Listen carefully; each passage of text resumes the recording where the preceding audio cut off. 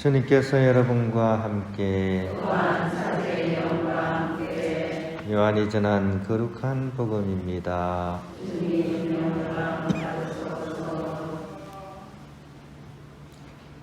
그때 예수님께서 당신을 믿는 유다인들에게 말씀하셨다. 너희가 내 말 안에 머무르면 참으로 나의 제자가 된다. 그러면 너희가 진리를 깨닫게 될 것이다. 그리고 진리가 너희를 자유롭게 할 것이다. 그들이 예수님께 말하였다. 우리는 아브라함의 후손으로서 아무에게도 종노릇한 적이 없습니다. 그런데 어찌 너희가 자유롭게 될 것이다 하고 말씀하십니까? 예수님께서 그들에게 대답하셨다. 내가 진실로 진실로 너희에게 말한다. 죄를 짓는 자는 누구나 죄의 종이다. 종은 언제까지나 집에 머무르지 못하지만 아들은 언제까지나 집에 머무른다. 그러므로 아들이 너희를 자유롭게 하면 너희는 정녕 자유롭게 될 것이다. 나는 너희가 아브라함의 후손임을 알고 있다. 그런데 너희는 나를 죽이려고 한다. 내 말이 너희 안에 있을 자리가 없기 때문이다. 나는 내 아버지에게서 본 것을 이야기하고 너희는 너희 아비에게서 들은 것을 실천한다. 그들이 우리 조상은 아브라함이요 하자 예수님께서 그들에게 말씀하셨다. 너희가 아브라함의 자손이라면 아브라함이 한 일을 따라 해야 할 것이다. 그런데 너희는 지금 하느님에게서 들은 진리를 너희에게 이야기해 준 사람인 나를 죽이려고 한다. 아브라함은 그런 짓을 하지 않았다. 그러니 너희는 너희 아비가 한 일을 따라하는 것이다. 그래서 그들이 예수님께 말하였다. 우리는 사생아가 아니요 우리 아버지는 오직 한 분 하느님이시요. 예수님께서 그들에게 이르셨다. 하느님께서 너희 아버지시라면 너희가 나를 사랑할 것이다. 내가 하느님에게서 나와 여기에 와 있기 때문이다. 나는 나 스스로 온 것이 아니라 그분께서 나를 보내신 것이다. 주님의 말씀입니다.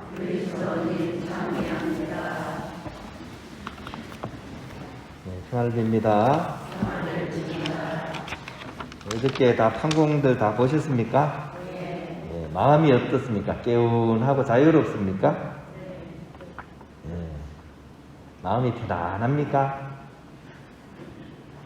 네, 갑자기 두 번째 질문에 대답을 못 하십니까? 네, 우리가 살아가는 이 세상은 자유로워졌지만 사실은 예전보다 더 불안에 쫓기며 사는 그런 삶이라고 할 수 있습니다. 지금 불안하지 않은 사람은 아마 없을 거예요. 근데 세상은 옛날보다는 훨씬 자유로워졌거든요. 몇십 년 전만 해도 예를 들어서 대통령이나 또 체제에 반대하는 말을 하면 말 그대로 쥐도 새도 모르게 붙잡혀 갔다가 못 돌아오거나 설령 돌아오더라도 평생을 쩔뚝쩔뚝거리면서 보내야 되는 경우가 많았습니다. 그랬죠? 근데 지금은 대통령을 비난하고 또 영부인의 어떤 옷값을 물고 늘어져도 다들 멀쩡합니다. 그럼에도 불구하고 우리들 마음은 힘이 불안하고 또 불행하고 불편합니다. 왜 이럴까요?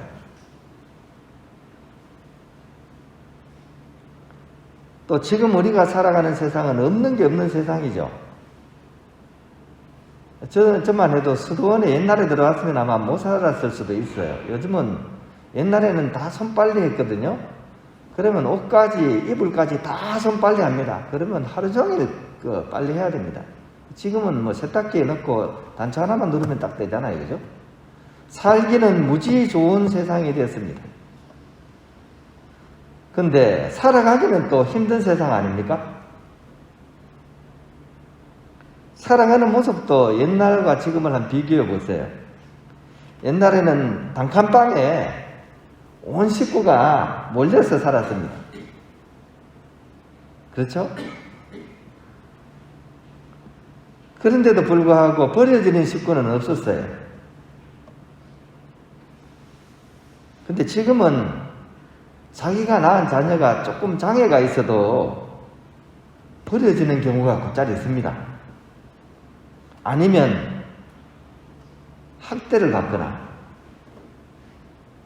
또 젊은 부부가 이혼을 해도 옛날에는 서로 자녀를 자기가 키우려고 했습니다. 근데 지금은 자신의 삶을 새롭게 살겠다고 애들을 서로 떠넘기다가 애꿎은 조부모들이 손자, 손녀를 키우는 경우가 비일비재합니다. 그렇다고 부모를 자주 찾느냐? 아니죠. 돈 빌릴 때만 찾습니다. 아주 심각한 이기심을 우리가 살아가고 있죠. 왜 이렇게 했습니까? 우리나라가 좀 다른 나라하고 비교를 해서 좀 뭐하긴 하지만, 그렇게 할아버지, 할머니, 그 다음에 자녀들이 같이 사는 가정이 굉장히 퍼센티지가 낮습니다. 다른 나라는 그렇지 않은 나라가 많습니다. 특히 선진국들요, 그죠? 오히려 부모들하고 같이 많이 사는 경우도 꽤나 있습니다. 그럼에도 불구하고 큰 갈등은 없어요. 그리고 각자 할 일은 각자가 다 알아서 합니다. 근데 우리는 막 서로 떨어져 사는데도 불구하고 왜 부모들이 결혼시킨 자녀들, 손자, 손녀 본다고 자기 남은 인생 다 어디 안에서 삽니까? 자기 시간도 없죠, 그죠? 애들 키운다고 고생해놔놓고, 그죠? 이제 좀 자유롭게 남은 인생, 여생 잘 살아야 되는데도 불구하고 아직도 거기 붙잡혀가지고, 그죠? 아무것도 못하는, 자기의 영적인 삶도 제대로 못 사는 그런 상황으로 내몰리고 있죠. 아주 심각한 그런 이기심이 우리를 지배하는 그런 세상을 우리가 살아가고 있습니다. 그래서 오늘 강론의 제목은 왜 이럴까 합니다. 왜 이럴까? 도대체 왜 이럴까? 저는 오늘 복음을 읽으면서 딱 한마디로 요약을 하고 싶습니다. 우리가 이런 이유가 뭐냐? 우리가 진리에서 벗어나서 음한 곳에서 헤매기 때문입니다.